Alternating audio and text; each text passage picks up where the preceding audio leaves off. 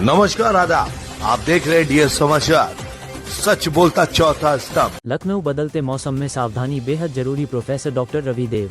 बदलते मौसम को लेकर प्रोफेसर डॉक्टर रवि देव की मीडिया से खास बातचीत। डॉक्टर रवि देव ने कहा, बदलते मौसम में बढ़ रही नई बीमारियां, रोग प्रतिरोधक क्षमता कमजोर होने से सर्दी, जुकाम, खांसी, बुखार में इजाफा।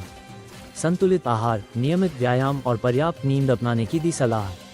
शरीर को हाइड्रेटेड रखें, फल और हरी सब्जियों का सेवन करें। डॉक्टर रवि देव। बाहर का तला भुना और ठंडे पेय पदार्थों से बचे, विशेषज्ञ की चेतावनी। युवाओं में तेजी से बढ़ रहे साइलेंट हार्ट अटैक के मामले, डॉक्टर ने जताई चिंता। तनाव, अनियमित दिनचर्या और नींद की कमी बन रही मुख्य वजह।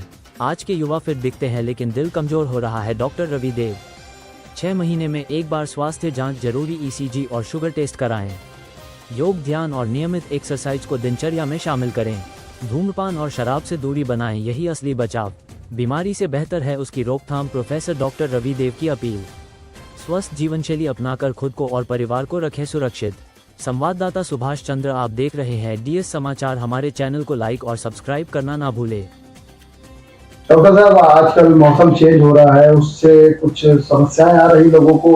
किस तरह की नई बीमारियों का खतरा होने वाला है, किस तरह से बचाव करा जाए? सभी दर्शकों को नमस्कार। बीमारियां अब गर्मी से सर्दी आई है, मौसम चेंज हो रहा है। इसमें जो सबसे बड़ी बात जो हम लोग रिकॉग्नाइज नहीं करते हैं वो ये कि बॉडी की इम्यूनिटी कम होने लगती है। जब भी मौसम बदलेगा, सर्दी से गर्मी आएगी या गर्मी से सर्दी आएगी, तो हमारी बॉडी एक्लिमेटाइज करती है, अपने आप को अनुकूल करती है दूसरे मौसम के लिए।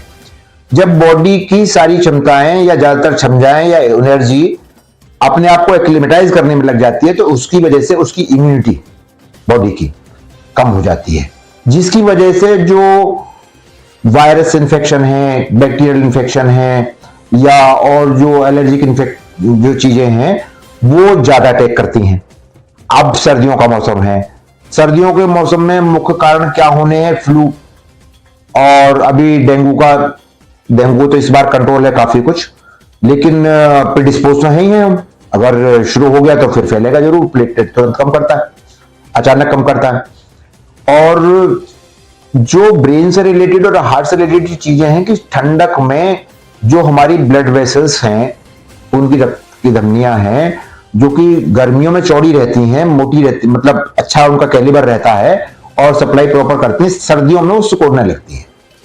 हमेशा ठंडक में खास तौर से ज्यादा ठंड पड़ेगी तो ब्लड वेसल्स सिकुड़ जाएंगी।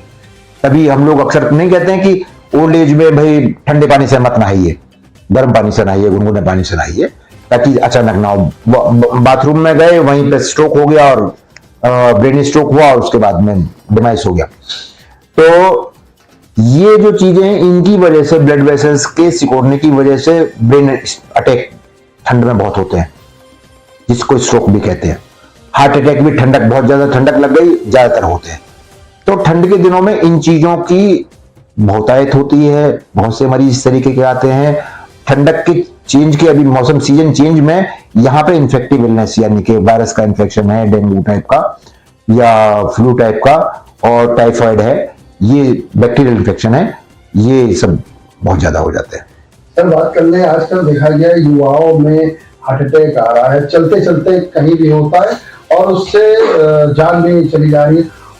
उससे किस तरह से बचाव होगा और उसके लक्षण पहले कैसे बता देंगे? लक्षण तो ढूंढने पड़ेंगे।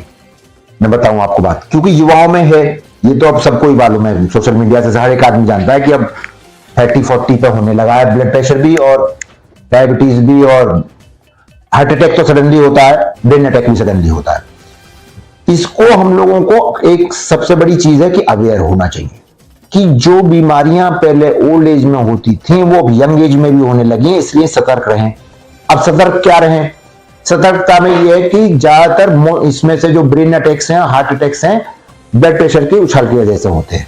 ब्लड प्रेशर ऊपर हुआ, उसकी वजह से ब्लड सप्लाई ऑर्गन की कम हुई, ब्लड सप्लाई ऑर्गन की हुई, ब्रेन अटैक हो गया, पक्षाघात हो गया, लकवा मार गया उस हिस्से का। तो जब आप महसूस करें कि ज्यादा थकान हो रही है, हम लोगों को, हमको काम करने में दिक्कत हो रही है, मांसपेशियों में दर्द हो रहा है, बीपी चेकअप कराते रहें अपना और रूटीन चेकअप कराते रहें। भले ही आप 30 साल के हैं या 40 साल के हैं, उसके बाद में आपको अपनी फिजिकल एबिलिटीज, जैसे कि आप सुबह अगर दौड़ने जा रहे हैं कोई भी, या कोई भी एक्सरसाइज करते हैं, उसमें आपको लगता है कि पहले के मुकाबले में ज्यादा थकने लगे, ज्यादा परेशान होने लगे, ज्यादा सांस फूलने लगी, तो केवल एनवायरनमेंट को और पॉल्यूशन को इसका कारण ना माने, ये तो कारण है ही है, अपने आप को भी कारण माने और उसके लिए जो स्क्रीनिंग टेस्ट होते हैं, ट्रेडमिल पे गए, मालूम पड़ गया कि भाई आपको दिक्कत है, इतना आपका ट्रेडमिल, इतनी फिजिकल एबिलिटीज आपकी एज में होनी चाहिए, लेकिन नहीं है, क्यों नहीं है, फिर फर्दर टेस्ट करते हैं हम लोग, ठीक है, और फिर उसका इलाज वहां से शुरू कर देते हैं। तो अपने आप तो लक्षण केवल इतना ही महसूस होगा कि थकान हो रही है और आप सो जाएंगे, फिर सुबह उठेंगे, या थोड़ा सा आपको लगेगा कि भाई मांसपेशियों में दर्द हुआ, तो हरारत मानकर लोग बाग छोड़ देते हैं। अब उसको ऐसा नहीं मानना है, क्योंकि अब अगर आजकल तो टाइफाइड भी हो रहा है, तो टाइफाइड में बुखार नहीं आ रहा, क्योंकि टाइफाइड ने अपनी स्ट्रेन चेंज कर ली। पहले बुखार के टाइफाइड होने का मतलब था कि बहुत तेज बुखार आएगा, पसीना निकलेगा और बिल्कुल मरीज लेट जाएगा, लेकिन उसने भी स्ट्रेन चेंज कर ली और हमारी बॉडी की इम्यूनिटी भी नहीं रही। बुखार आने का मतलब है कि बॉडी की इम्यूनिटी अच्छी है, बॉडी लड़ाई लड़ रही है टाइफाइड से, इसलिए बुखार आ रहा है और उसको मार डालना चाहती है, लेकिन बॉडी की इम्यूनिटी का मैं तो बुखार आने नहीं देती।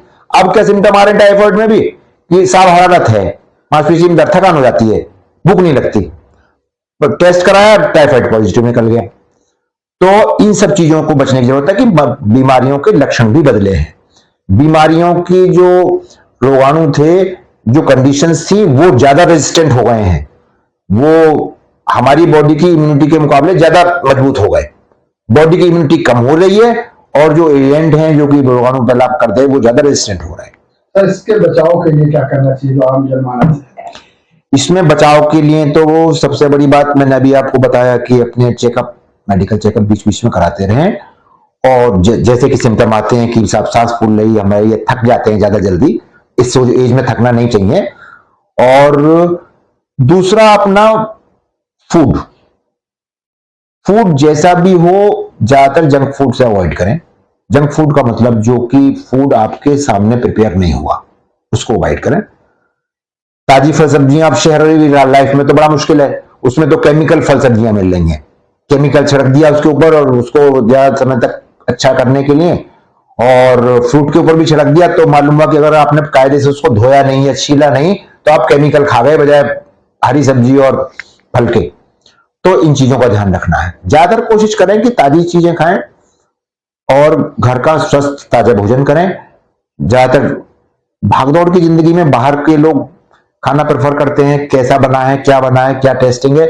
हमारे यहाँ अनफॉर्चुनेटली हमारे इंडिया में कोई ऐसा FDA टाइप का अप्रूवल नहीं होता है, कोई भी कहीं भी कुछ भी खोल लेते हैं, तो उसको भी ध्यान करना चाहिए।